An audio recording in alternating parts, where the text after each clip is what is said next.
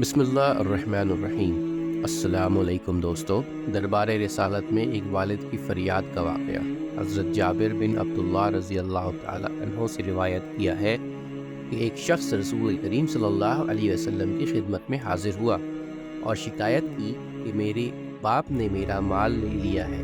آپ صلی اللہ علیہ وسلم نے فرمایا کہ اپنے والد کو بلا کر لاؤ۔ اسی وقت جبرائیل امین علیہ السلام تشریف لائے اور رسول اللہ صلی اللہ علیہ وسلم سے کہا، جب اس کا باپ آ جائے تو اس سے پوچھئے کہ وہ کلمات کیا ہیں جو اس نے دل میں کہے ہیں، خود اس کے کانوں نے بھی ان کو نہیں سنا۔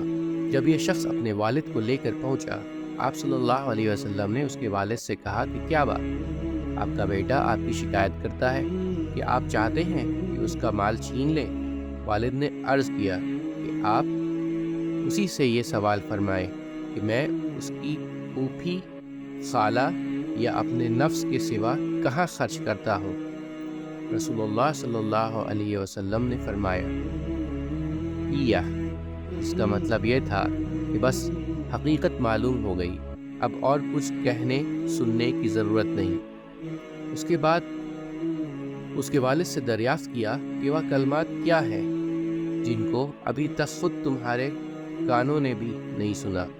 اس شخص نے عرض کیا، یا رسول اللہ، ہر معاملہ میں اللہ تعالیٰ آپ پر ہمارا ایمان اور یقین بڑھا دیتے ہیں۔ جو بات کسی نے نہیں سنی اس کی آپ کو اطلاع ہو گئی، جو ایک معجزہ ہے۔ پھر اس نے عرض کیا، یہ ایک حقیقت ہے کہ میں نے چند اشعار دل میں کہے تھے جو میرے کانوں نے بھی نہیں سنا۔ آپ صلی اللہ علیہ وسلم نے فرمایا، وہ ہمیں سناؤ۔ اس وقت اس نے یہ اشعار سنائے۔ ترجمہ ان اشعار کا ہے کہ میں نے تجھے بچپن میں غذا دی اور جوان ہونے کے بعد بھی تمہاری ذمہ داری اٹھائی۔ تمہارا سب کھانا پینا میری ہی کمائی سے تھا۔ جب کسی رات میں تمہیں کوئی بیماری پیش آ گئی تو میں نے تمام رات تمہاری بیماری کے سبب بیداری اور بے قراری میں گزاری، گویا کہ تمہاری بیماری مجھے ہی لگی ہے، تمہیں نہیں، جس کی وجہ سے تمام شب روتا رہا۔ میرا دل تمہاری ہلاکت سے ڈرتا رہا، حالانکہ میں جانتا تھا کہ موت کا ایک دن مقرر ہے، پہلے پیچھے نہیں ہو سکتی۔ پھر جب تم اس عمر اور اس حد تک پہنچ گئے جس کی میں تمنا کیا کرتا تھا تو تم نے میرا بدلہ سختی اور سخت کلامی بنا دیا، گویا کہ تم ہی مجھ پر احسان و انعام کر رہے ہو۔ کاش اگر تم سے میرے باپ ہونے کا حق ادا نہیں ہو سکتا تو کم از کم ایسا ہی کر لیتے جیسا کہ ایک شریف پڑوسی کیا کرتا ہے،